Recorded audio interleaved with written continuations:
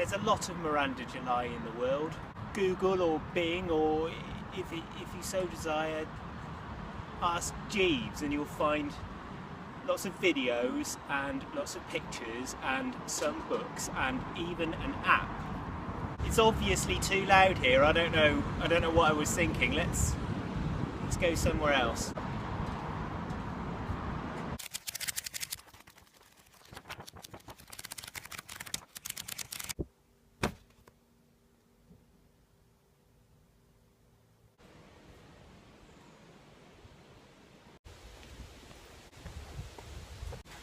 That's a bit better. So Miranda July is everywhere. You can find her on the internet, you can find her in books, you can find her on the internet and on YouTube, and also on YouTube. But also, she's also on YouTube. The main thing though is quite a lot of it is just her performing or her doing things or her interviews and all that kind of thing. There doesn't seem to be any criticism specifically of her work. So should we try and look at that? Should we try and do something about that? I mean, just as a start. And when I say criticism, I don't mean being pejorative or nasty about her. I mean just pulling apart what she writes about and what she does. Someone should do one of those big art books about her or something.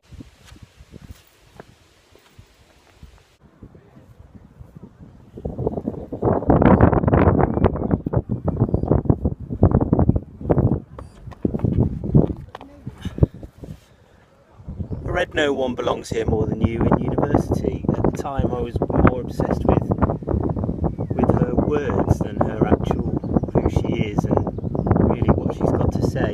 Sentences like, we are social animals and everything we do is because of other people, because we love them or because we don't. Or, I took off my shoes and got under the covers.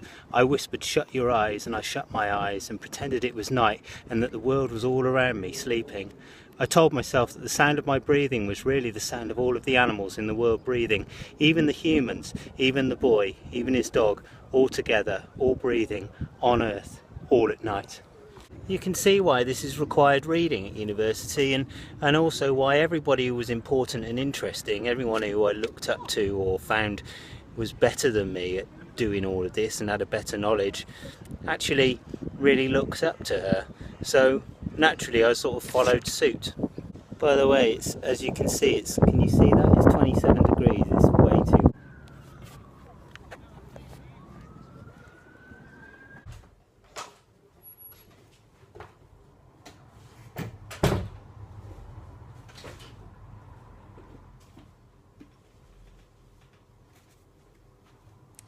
For instance, did you know that according to the general aggression model of behaviour, that people are generally more aggressive the hotter it gets, they become more impulsive and more passionate, and all those sorts of stereotypes that you might assume are true but actually turn out...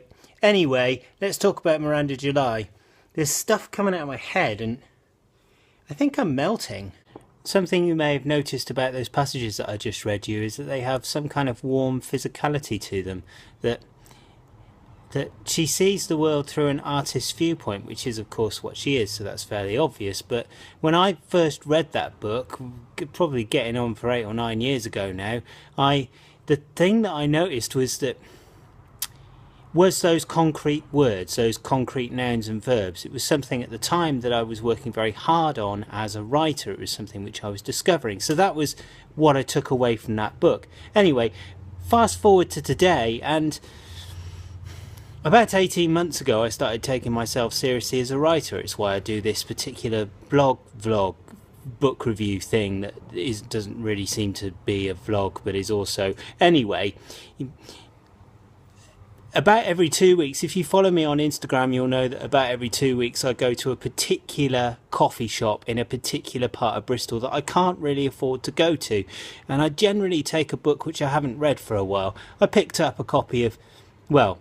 my copy of Miranda July's No One Belongs Here More Than You, thinking that maybe I could be bewitched by her prose again, which of course I was. However, this time around, I saw something new, I experienced something new. I think I was more present this time around. So, should we talk about that? Something that sits between the lines in Miranda July's prose. Should we, yeah?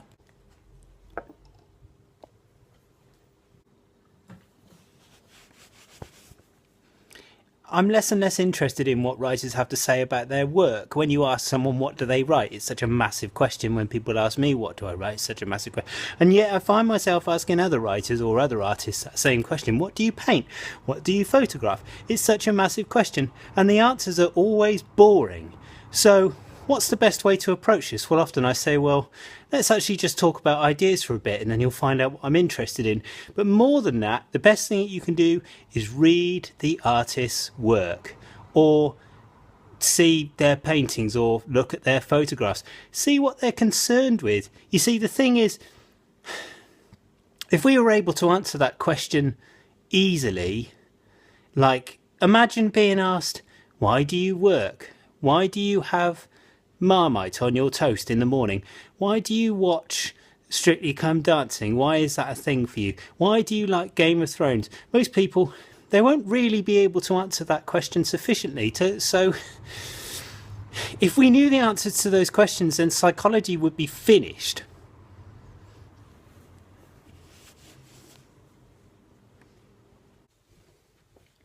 A case in point is Guy Garvey. Now he has a show on it. Guy Garvey, for the uninitiated, is he's the lead singer of Elbow.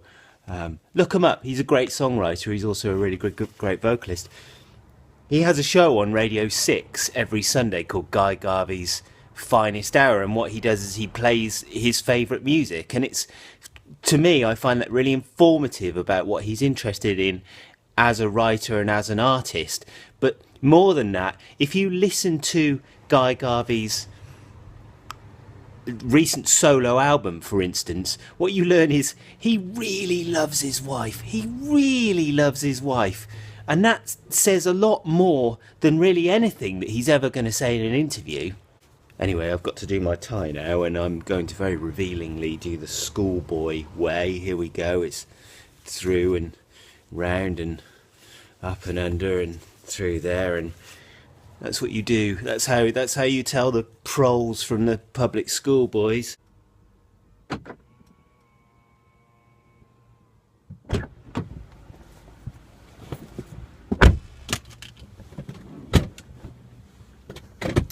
So what actually is in Miranda July's work? Well, first of all, you can't really talk about Miranda July's work, or certainly her writing, without mentioning childhood. There seems to be quite a lot of childhood, whether those people are actual children, which do feature in her short stories, or adults, children who seem to be inhabiting adults' bodies. Now, there's what am I talking about here? Specifically, I'm referring to a childlike wonder of the world. So the adults in her stories who are like children do have a childlike wonder in the world. She has a very odd relationship with sex, it seems. So some of the sex scenes are either don't seem to be not consensual, but they don't seem to be pleasant. And the ones which are sort of pleasant are described in a very childlike way. So in a very, like it's an activity, like it's something, you know, like going down the playground. She mentions details which are not sensual, they're just, that's what they are. She talks about a man's penis being quite curved and that she sits on him in a particular way. And the way that she talks about this, or the way that she phrases this, is very much a sense of play as opposed to a sense of sensuality, which is sort of interesting. Another thing is that several of the characters seem to have relationships of various shades with people who you might consider to be children. So, I don't know. Again, there's no real sense of anything being threatening, but there does seem to be something between the lines. Maybe there's something that she has experienced. Maybe there's something that she's fascinated by. As an artist, of course, you need to have a childlike wonder about the world, but I don't know what. Children. There's lots of children.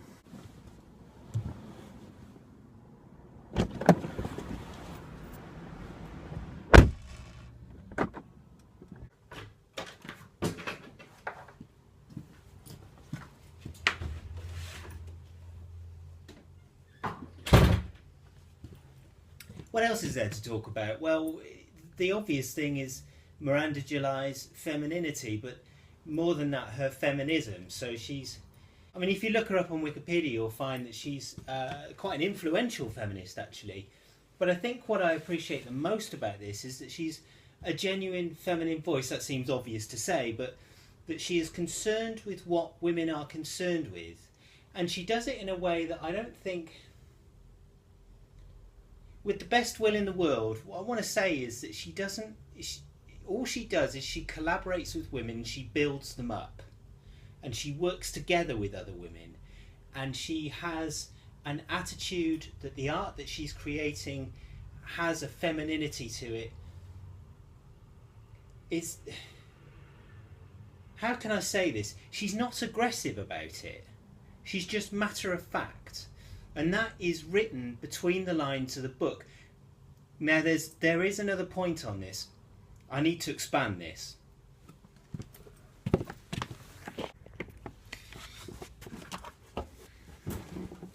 You see,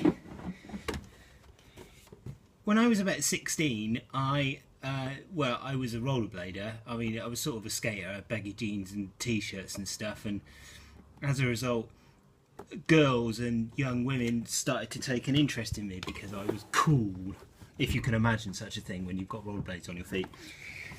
And the thing that I discovered, to my general horror, was that a large proportion of the young women and girls that I met had experienced some kind of damaging sexual encounter at some point in the past. I was really surprised by that it was so prevalent. Now, I guess I know better and I'm sort of a bit warned by it, but that woke me up, and it started my, I hate using that term, woke you up. It's always so woke.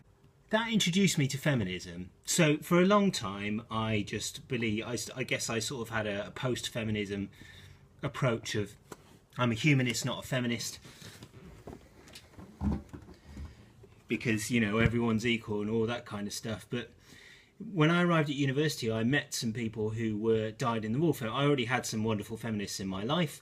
But I met some who were sort of active, people who were actively writing stories and reading contemporary literature which was feminist, which you would describe as feminist. And as a result, that started my education proper. One of the books that I read, which was part of that education, although this time around is a time when I've actually realised the full sort of force of that education, was this book. This book, Miranda July's No One Belongs Here More Than You, which I think I've said in this video about 20 times. Baked into the prose is the constant spectre of, there's no other way to put this, but baked into the prose of some of these stories is a constant spectre of rape, of men being sexually threatening. I mean, I don't know what that says about Miranda July. I'm not really that bothered what it says about Miranda July, actually. What I am intrigued by and educated by is the fact that this is a genuine point of view book. It's one of those books that... Let me finish the washing.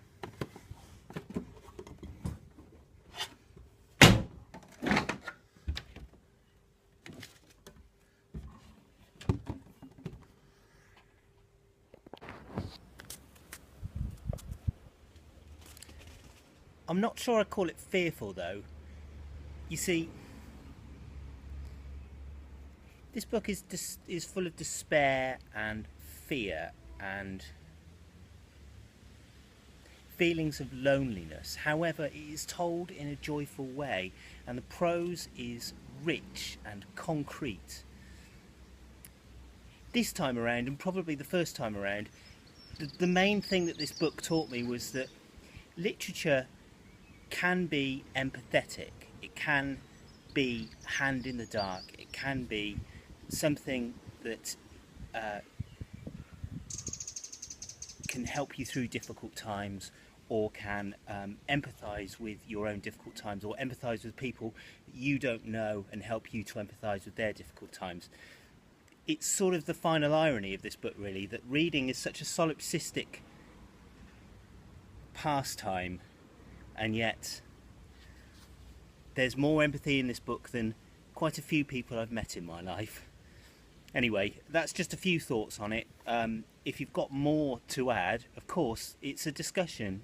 This isn't a dictatorship. Well, it sort of is, but it's not. All right? Have a good week.